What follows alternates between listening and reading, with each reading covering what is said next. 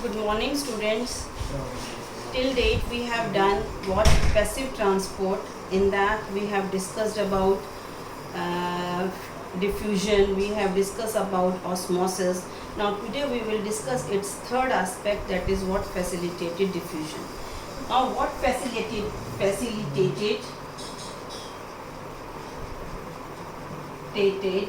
diffusion is. To understand it, first of all, we will draw the diagram of a double membranous structure. And double membranous structure is, this is what a lipid bilayer membrane. This lipid bilayer membrane has two types of protein. One is intrinsic protein and one is extrinsic protein. This is the protein that is called intrinsic protein. This is a protein that is what intrinsic protein, and here they are what extrinsic proteins. Extrinsic proteins are those which are present over the surface of the membrane. Here there is a molecule. This is a molecule. This is the fructose molecule. This fructose molecule is to be incorporated on this side. Then how it will reach? This molecule is called carrier molecule. It is a carrier protein. Carrier protein carries this protein, this fructose molecule. It again carry this fructose molecule. Finally, fructose molecule is in, and carrier molecule, this is carrier molecule, is on the other side, and this carrier molecule again returns back to its normal position. This movement of molecule here does not require energy. That's why it comes under passive transport. But this fructose molecule is facilitated with the help of carrier protein. That's why this transport is called facilitated diffusion.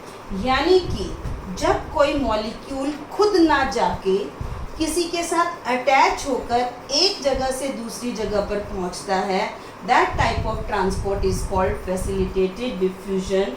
Now we should know what are the things that are transported by facilitated transport. One is fructose, other is nucleotides. These are the two molecules which are transported by some carrier molecules. Now there are two structures. One is what? RBCs, RBC membrane, and other is liver cell membrane. They have such type of carrier molecule which transport glucose also. There are various ways by which glucose is transported, but on the surface of RBCs and on the surface of liver cell, some different type of carrier molecules are present which transport glucose also. Means glucose is transported in both these cells by facilitated diffusion. So there are many more molecules also which requires carrier molecules to transport a molecule from one place to another. Where a facilitator is required to transport a molecule, that type of diffusion is called facilitated diffusion. Here no energy is required, so here it is called diffusion because here the particle moves from a region of higher concentration to the region of lower concentration. Now after facilitated diffusion, I think facilitated diffusion is clear to you. Now the next topic is active transport. It is very interesting thing. Active transport, the very first aspect of active active transport is that it requires energy, and that energy is in the form of ATP. So energy is required in active transport. To understand active transport, let us again draw a lipid bilayer membrane.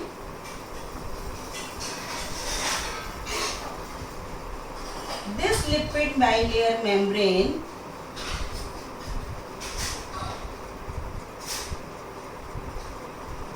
has a pump that is called sodium potassium pump. Sodium potassium pump means this pump is present here. This is sodium potassium pump. What does it do? It intakes potassium ions and it gives sodium ions. For the intake of 2 potassium ions, it has to give 3 sodium ions to the outer side. Means cytoplasm में 2 potassium ions आते हैं तो बदले में 3 sodium ions को बाहर जाना पड़ता है. ये प्रोसेस करने के लिए what it requires a molecule of ATP, and the molecule of ATP is responsible for the movement of sodium and potassium ion. So this is called what? Sodium potassium pump. As it is involved in the movement of sodium and potassium ion, that's why it is called sodium potassium pump, and it requires what? Energy. And this energy is very important, otherwise this process does not take place. Now the thing is, why there is an excess concentration of sodium ions? Why sodium ions moves at the outer side of the cytoplasm? Why there is a need of sodium ions at the extra cytoplasmic space? Now the reason for that is, if this moves, then finally what occurs? This is a sodium potassium pump. When sodium ions concentration is here, this is more in number, sodium ions are more in number, they want to come back to their normal position, but once they come back to their normal position, this is sodium, along with it a molecule of glucose also comes inside. मतलब अगर cell को glucose की ज़रूरत है अपने cytoplasm में, तो वो तभी आ सकता है सेल के अंदर जब सोडियम साथ में उसके आए. अदरवाइज अगर सोडियम साथ में नहीं आएगा तो ग्लूकोज मॉलिक्यूल साइटोप्लाज्म में ना होके बाहर रहेगा और एनर्जी नहीं मिलेगी. पर 2 जगह को छोड़ के, one is RBC membrane and other is RBC membrane and other is liver cell membrane, जहाँ पर फैसिलिटेटेड डिफ्यूजन के थ्रू ग्लूकोज अंदर आ जाता है, यानी कि with the help of carrier molecule. But here the sodium ions are required for the transport of glucose molecules in the inner side. That's why 3 molecules of sodiums are at the outer side with an exchange of 2 molecules of potassium with the help of sodium potassium pump. तो ये जो sodium potassium pump है, this is really required for the transport of glucose molecule. Here one molecule is coming inside and other molecule is going outside. मतलब potassium अंदर आ रहा है, sodium बाहर जा रहा है. तो this type of mechanism of transporting of material is called antiport. Antiport means when 2 molecules move in the opposite direction, and other is called symport when 2 molecules are moving together in the same direction. So sodium and the transport of sodium and transport of glucose is a symport, because both the molecules are moving in the same direction, whereas transport of sodium and transport of potassium is called antiport, because they are moving in the opposite direction. After that, where these pumps are located? Now the question is, well, sodium potassium pump is there, transport of glucose is essential with the help of it. This pump is located in the neurons. The excitation of neurons means the carrying of impulse from one place to another is with the help of this sodium potassium pump. Second, in the membrane of muscles. तो अगर आपसे कोई पूछे where this pump is present, sodium potassium pump is present, so it is present in the neuron and it is present in the membrane of the muscle. Similarly, there are two more pumps. One is alone sodium pump and other is alone potassium pump. If we talk about potassium pump, potassium helps in opening and closing of stomata. So potassium pump is present in the stomata where its turgidity is maintained, and sodium pump is present in again what? Post synaptic